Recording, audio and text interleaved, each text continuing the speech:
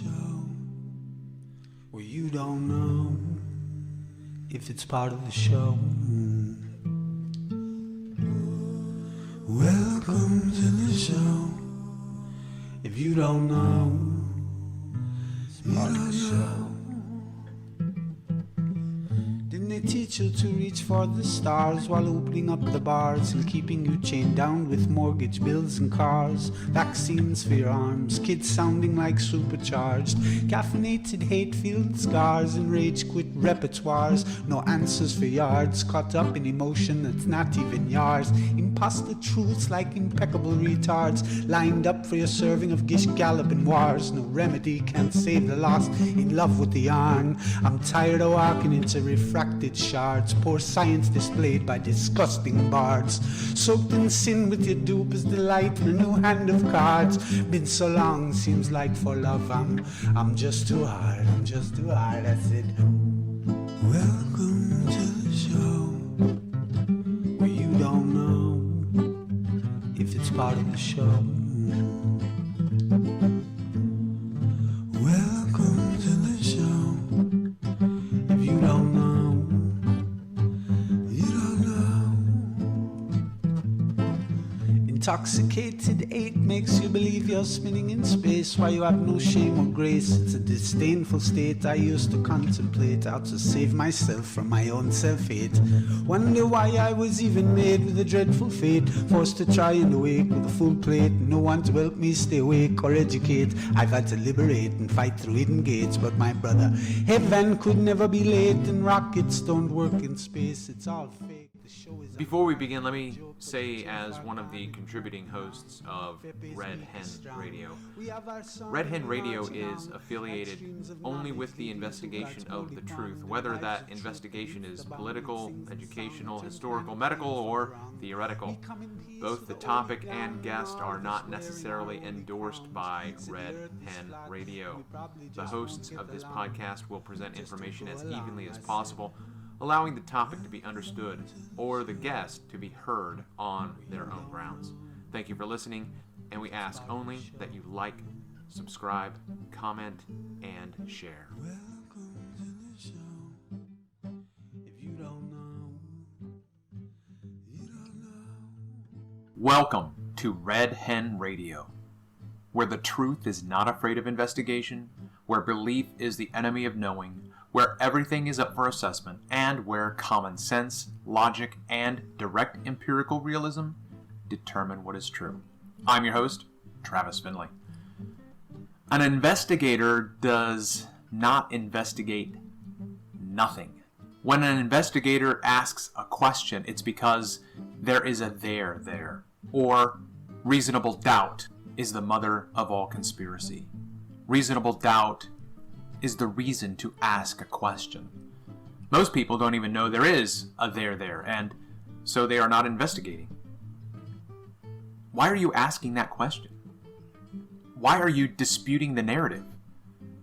Why are you doubting the mainstream story? What makes you ask that question? So, for instance, when I engage Christians who do not ask the questions I do as a Christian, it's more than likely they do not have enough information. That's the way I put it. In order for you to be asking the questions I do, you have to have more information. They don't ask because they don't know. They don't know because they don't see. They don't know there is a there. And when I ask the questions I do, and they do not understand why I'm questioning the authoritative narrative, it makes them nervous. I become a scaramouche to them, or an Espanol travieso, which is fitting since my name is Travis. Soy travieso. I just want to lay a little bit of the groundwork for this podcast, which is going to primarily be driven by interviewing other podcasters that I have learned a great deal from, and my attempts to do research into these arenas. I'm going to have friends on, I'm going to have professionals on, I'm going to have amateurs on, and so my basic hope is that this podcast will ask questions that aren't asked on other podcasts. Not to say I do it better, just to say everybody's different. And so we will venture into those arenas which are rabbit holes, discussions which take us outside of our comfort zone, outside of the box coloring, outside of the lines. RedHenn Radio is a podcast that will encourage you to trust your senses, to question your sources, and to resist consensus. So, welcome to the show, where you don't know if you're part of the show. Sit back, get a cup of joe, get a brew, get a spirit, get a glass of wine, whatever you need to do to relax, bag of popcorn. Welcome to the show.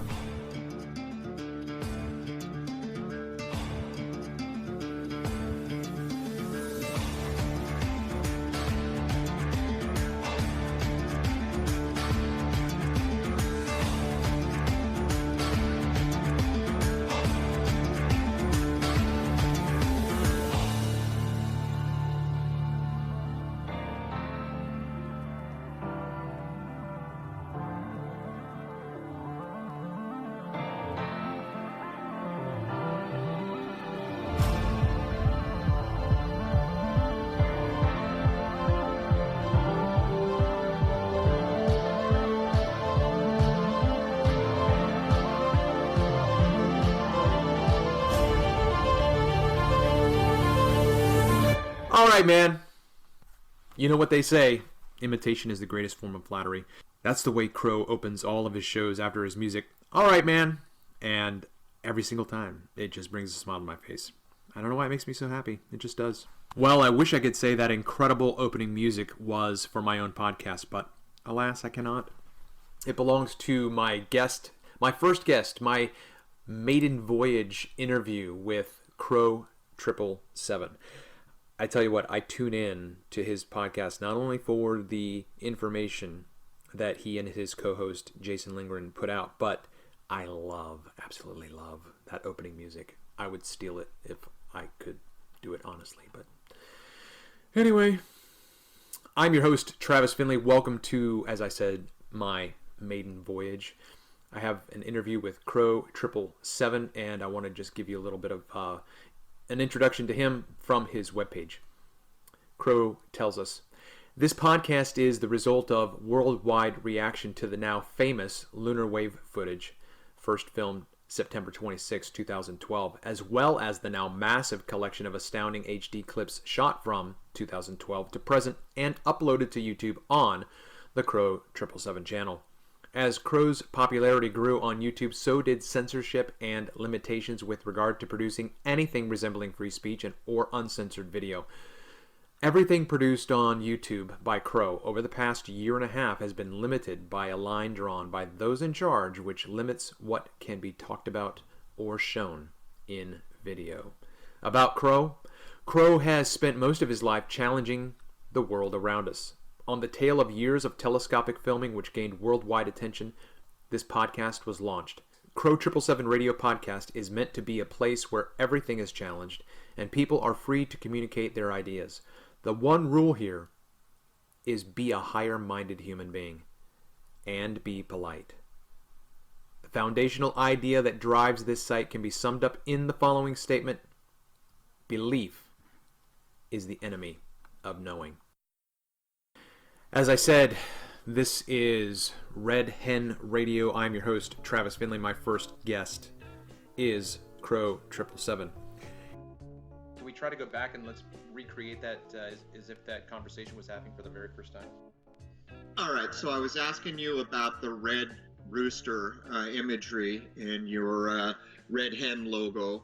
And I was pointing out that that's probably an alchemical illusion, and people can go to the Hoaxbuster YouTube channel and see what I consider one of the best clips I've ever seen in my entire life on YouTube, where he unveils Marie Curie as basically mercury encoded. Within that clip, he begins to show some of the alchemical usages of the idea of the rooster. What people should know is if you've gotten into the natural sciences, the idea of red is masculine. We've shown that in color shows. It's also electric.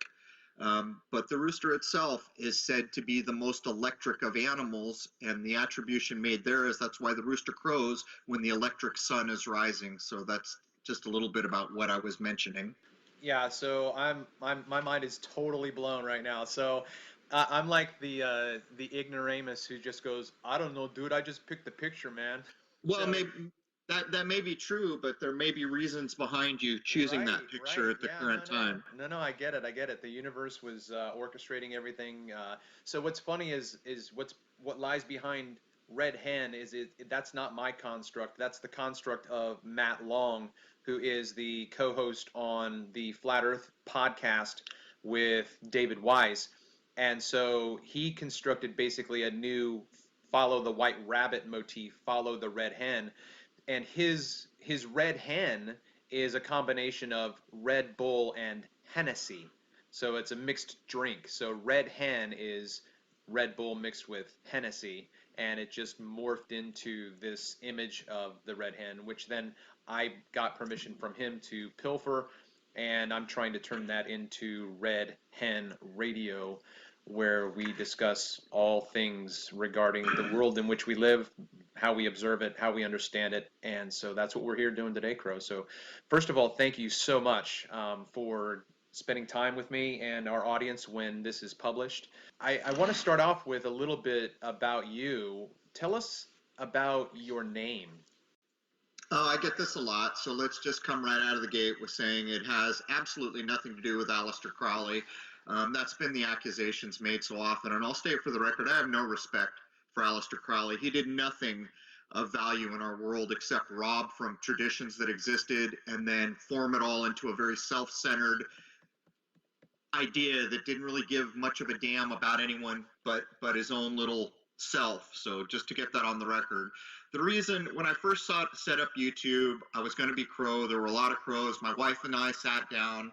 The sevens became, because my given straw man name is all resolves to sevens, and then the spelling of it is also a poke in the eye at my birth name. So that is the entirety of the idea of Crrow777. So when you say the spelling of it, you mean the double R? Yeah. Okay. Which I almost wish I hadn't done yet, because it's such a distraction for people who are kind of just starting to wake up, where they latch on to, oh my God, there's 3 sevens, that means something negative, or this, that, or the other thing. If I had it to do all over again, I think I probably would have just went with Crow, but maybe we're all starting to grow up enough that the content is actually what matters. Yeah, well, that's kind of like the Foo Fighters, David Grohl says that had he known that the Foo Fighters would have been what they are, he would have chosen a different name. Well, he's got quite a pedigree himself, isn't he? He's like the king of rock and roll right now. Someone should take a look back to, I think it's his father who was writing speeches for presidents. He's another insider, isn't he? He's the king of rock and roll right now. He snaps his fingers, and Zeppelin shows up on his stage, and Zeppelin doesn't show up on anyone's stage for anything. More to that story than most people understand. One of the things, okay, I wish I could go back existentially to when I first came across your channel, because I had just come into the world of alternate truth, alternate reality, alternate history, and that is Flat Earth. I'm not going to make this discussion about Flat Earth. I'm just giving you some background in terms of where I'm coming from. But once I was awakened to that alternate narrative that I have chosen to follow, that is that the scientific community is not telling us what our world is. They're not being honest with us. The minute I started to look into that, and on my YouTube feed, you came into my world. And so I started listening to you and immediately subscribed, because I couldn't not have the second hour. But what you and Jason have done for me is inspirational in terms of creating within me a desire to research and understand the world in which I live. So first of all, again, thank you. I mean, the work that you guys do, I am absolutely amazed and impressed and inspired by it. So thank you so much for all of the research that you guys put into it, and then also the presentation of your material. Well, maybe I should thank you, because what you just described about yourself is the reason we're doing this. If we could get huge numbers of people to do what you're doing, then this begins to matter. Right. And so that's again why I'm doing the radio. It's like someone said, well, why do you need another book on X, Y, and Z? Well, everybody's got their own perspective, and so I'm hoping that the way that I'm going to interview you, the way that I'm going to present the material, is going to be a perspective and a presentation of the information that you don't do, that Sun and Moon doesn't do. Everybody's covering the same information, but I think that hopefully, and there are certain people that I'm sure that are subscribed to me that aren't subscribed to you, and then once they hear this, they're going to subscribe to you, and vice versa. So I think it's all organic and reciprocal. Well, just getting groups of people to not accept the party line when what's being called alternative thinking right now, in other words, people challenging what they're told, becomes ubiquitous, then we have a different world to live in, probably a better world. So one of the things that I resonated with you in your show early on is when I started looking into these alternate truths, I had discussions with certain people, and the whole disregard for conspiracy is evident. I'm sure if you've had conversations with people, if you even hint at conspiracy, that immediately puts them in a defensive mode or a dubious position with the discussion that they're having with you. But the way that I phrased it, my understanding was, reasonable doubt is the mother of conspiracy. I guess that's an interesting take, but I would point out that while people will say what Jason and I do is conspiratorial, it's actually researched, all of it. We're not just pulling, thin air out of a hat here. We try to provide our sources, or at least good reason to look into these things. And it's, I guess I would assert we're not offering conspiracy of any kind. It's just that our overarching system of control is so well designed that anything that doesn't fit with the mainstream narrative is automatically conspiracy. The way that I intended my statement is that if there's a there's a reason to question what you're told. So that was going to be my analogy, was you say to look to see if there is a there, right? Right. So what you mean by that, if as far as I understand it, is that you're saying look to see if there's a reason to question what you're being told, or to doubt what you're being told. Yeah, that's right, and you hit it on the head. Most places in this world would absolutely classify us as conspiratorial. I'm just pointing out that that's not really true when you look at it carefully, and you hit it on the head. I don't expect anyone to accept or believe anything we do, but I do truly hope that they will challenge it, test it, and as you say, see if there's a there. Everything that we talk about, whether or not it's history, whether or not it's science, whether or not it's medicine, all of those avenues, I have seen nothing but theirs being there in this whole experience. Every time someone brings the most recent thing is mud floods, right? So many people ask me about this, and I imagine you're probably going to ask me at some point what YouTube I follow, and this is the truth. I don't follow anything. I barely use YouTube other than to put up a video when my show comes out, and I don't really respond on YouTube, which I call censorship tube. So to be honest with you, I'm not even really aware of what the mud flood is. And I know enough about you. I wasn't going to ask you that question because I already knew the answer. But my only point was to bring up that that's another aspect of our history that is called into question by a lot of people, which is absolutely fascinating. You take a stand in challenging the mainstream narrative and questioning what we're told, but if we listen to your show, we become familiar with the fact that you also seem to remain vague on what needs to replace that narrative. Is there anything concrete for you that you would direct someone to believe? What would you recommend someone to replace that narrative with? Well, I guess I am kind of vague, but there is an underlying cement foundation. It's held in the idea that belief is the enemy of knowing.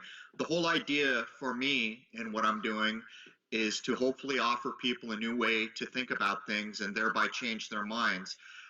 From my point of view, if enough minds change, then this whole false system begins to fall apart. And that is really the way. And so it's just kind of a more alchemical idea that a lot of minds need to change before we get any kind of significant change in our world. That is the main underlying thing. Can I present topics in a way that don't alienate mainstream thinkers, that don't alienate the non-mainstream thinkers, and get as many as possible to consider what's being laid down? And so many people ask me, what's the way forward? The way forward is changing minds. You know, you asked earlier, why do we need another book? Why do we need another podcast like yours? Well, this is why.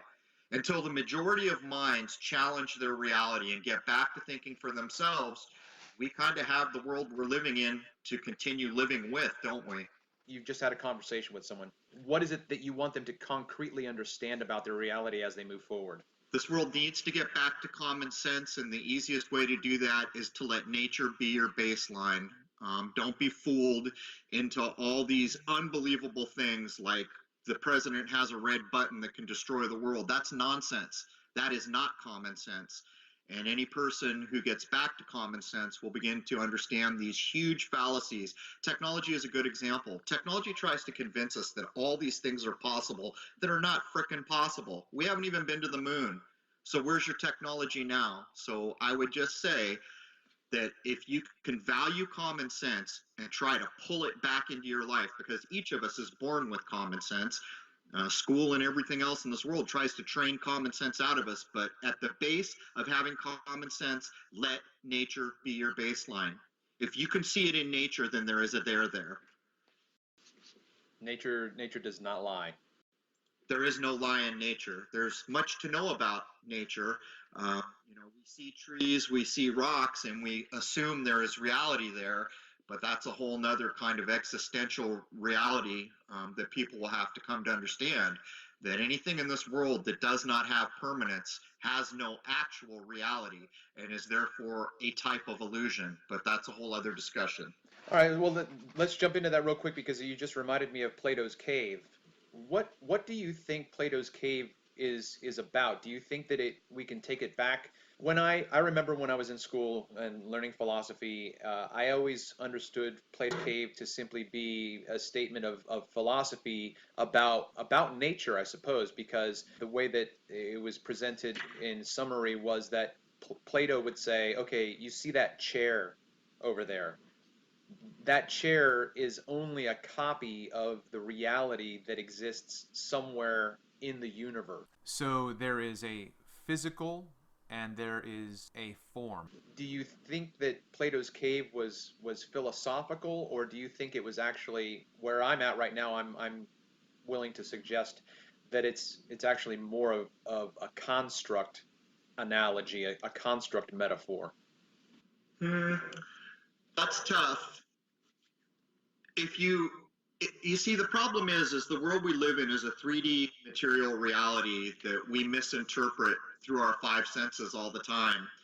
And to maybe understand it, this is why alchemy is so important, because to get back to the crux of things in this world, philosophy led you there. And so when you start to talk about similes and metaphors and all these other things, there's a whole spiritual side that has to be incorporated in understanding. And I use this example all the time, that we go out into the world to use nature as our baseline, and when we walk up to a tree, it in fact appears to be a tree in reality. But you see, if we get back to the human philosophical mind, we can understand that the tree is a temporary illusion. A tree, a rock, a cloud, they're all going to dissolve into something else. It's just a matter of time for each of those things. And so they have no permanence. And if you cannot assign permanence to a thing, truthfully, it's in transition. And anything in transition is an illusion, right? Because it has no permanence. I think that obliquely relates to the cave idea. So give us a bit of your understanding and what you mean by, or how you use the term illusion then. It's about the nature of what we call reality, and it's kind of partially what the Matrix story was about, although that story misled a lot of minds to confuse things and think we're actually in a computer program. I don't accept that we're in a computer program, but the idea here would be is for a thing to truly have existence, it has to have permanence. It has to find that unchanging state. Yet in this transitory 3D reality, there is not a thing you can point to mostly that is not in transition, that is not constantly changing. The one thing we can certainly say about this 3D reality is change is a constant. Yeah, right. Everything is changing all the time. And so we get fooled into thinking that things have permanence that do not have permanence. And this even relates to, the idea of what happens to a human being when they die.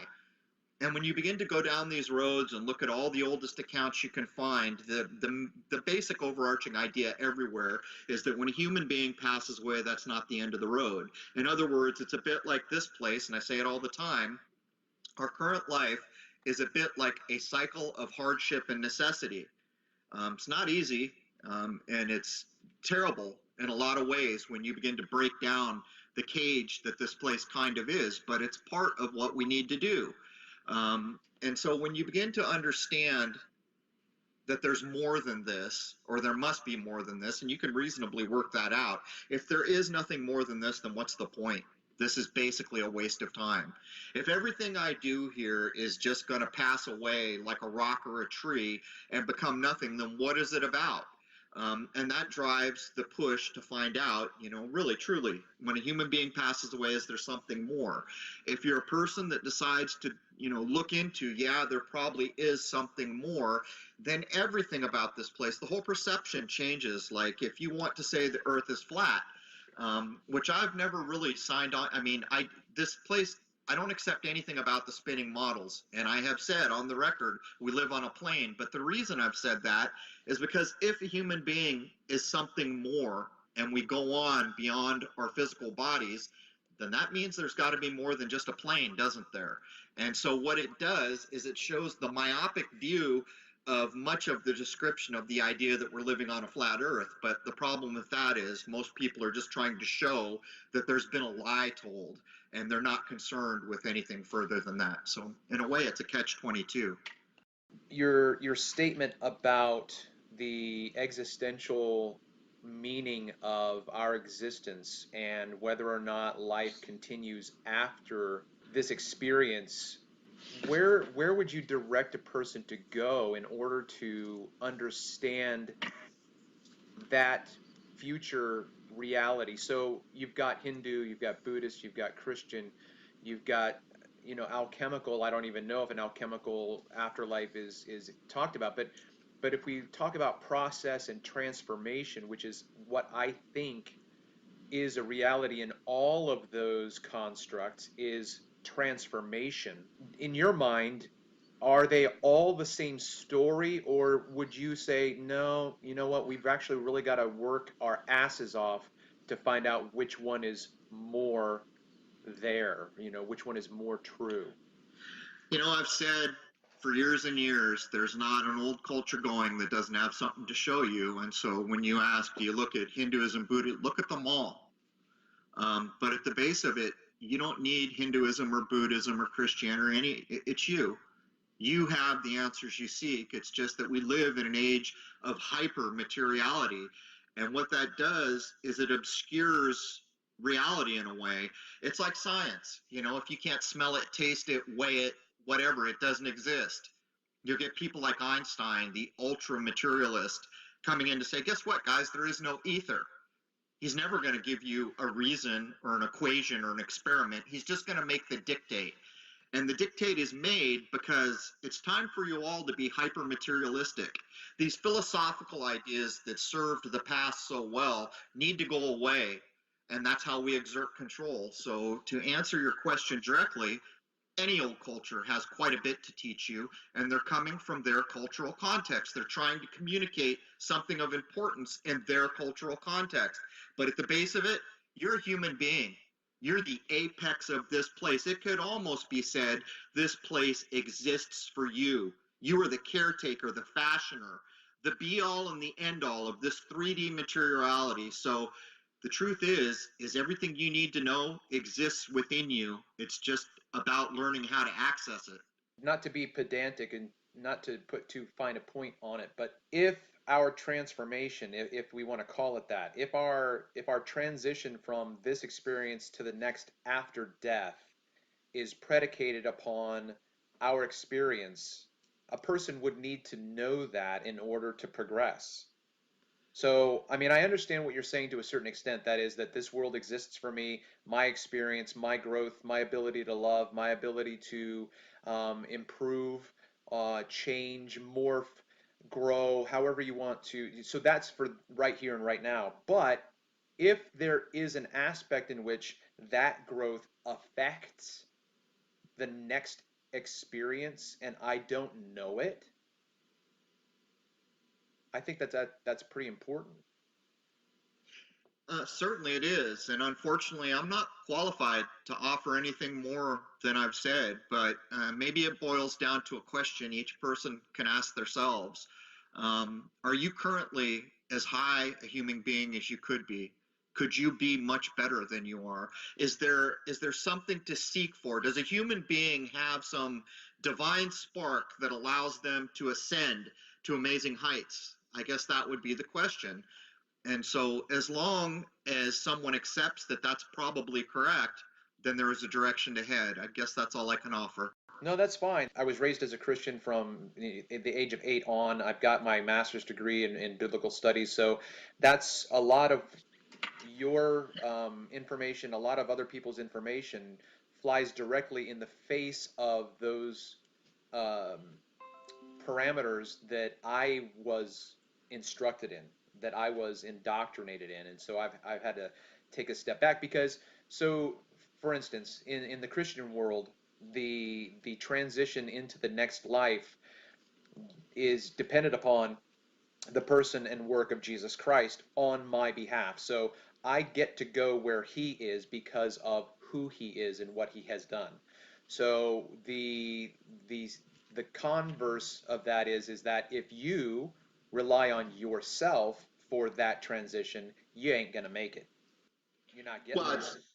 yeah, it's a bit like convincing people to give away their power. You know, on the one hand, you're being told you were made in the image of God in that tradition, and then on the other, you're being told you can't do anything by yourself. Right. So the real question becomes, am I made in the image of God, and do I have the ability to truly do amazing things as a human being? Or do I have no power at all, and without the assistance of something else? You got to make that decision for yourself, I guess. All right, Crow, we're going to take a break in the middle of our show for an episode that I call Take It Easy. Take it easy,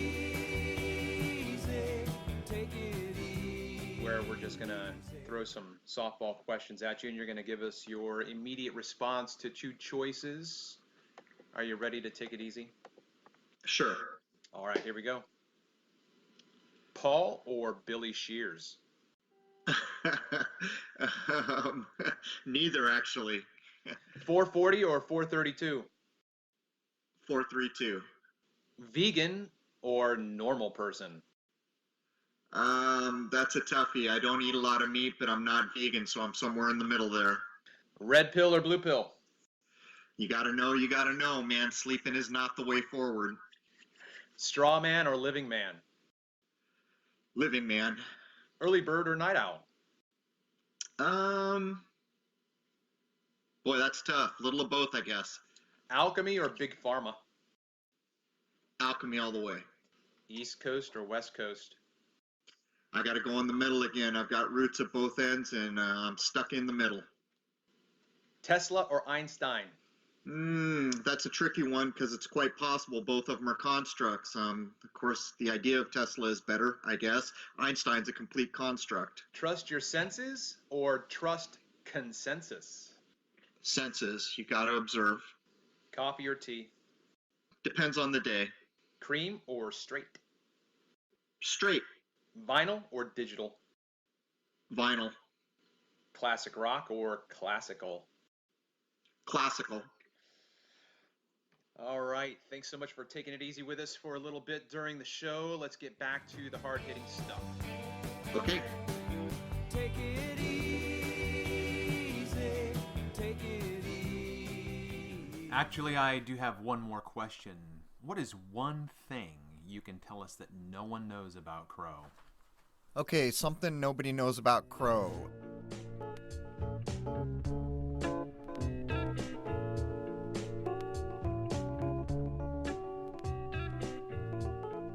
All right, man. Looks like you're going to have to tune in to the next episode to hear that little juicy tidbit that no one else knows about. I'm the only one that has this tidbit, okay? Just to let you know. So if you want to know what it is, tune in next week when I publish the second part of the interview with Crrow777. This is Travis Finley with RedHenn Radio. Thank you so much for joining me on our maiden voyage episode 1. Please make sure that you like, subscribe, share, comment. We hope to hear from you. We hope to be able to interact with your comments, positive, negative, critical, encouraging, informative, whatever it might be. We want to hear from you, and we hope to see you again. Until next time. Welcome to the show where you don't know if it's part of the show. Welcome to the show. If you don't know, it's part of the show. Didn't they teach you to reach for the stars while opening up the bars and keeping you chained down with mortgage bills and cars? Vaccines for your arms, kids sounding like supercharged, caffeinated hate-filled scars and rage-quit repertoires. No answers for yards, caught up in emotion that's not even yours. Imposter truths like impeccable retards, lined up for your serving of Gish Galloping wars. No remedy can't save the lost, in love with the yarn. I'm tired of walking into refracted shards, poor science displayed by disgusting bards. Soaked in sin with your dupe is delight in a new hand of cards.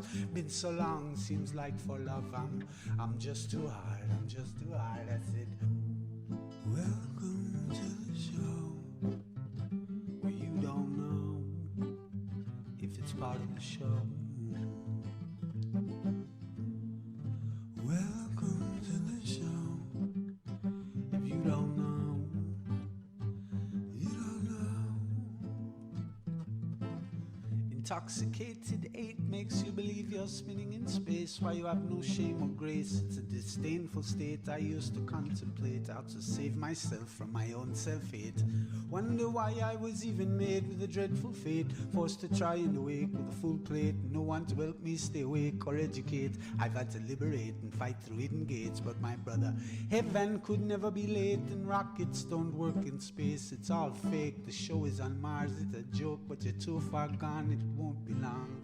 Fepe's beak is strong. We have our song and we march along like streams of knowledge leading to God's holy pond, and lives of truth that hits the bong and sings the song, turns mankind from the wrong.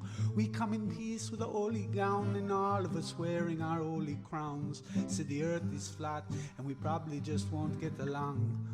Just to go along, I said, welcome to the show where you don't know if it's part of the show.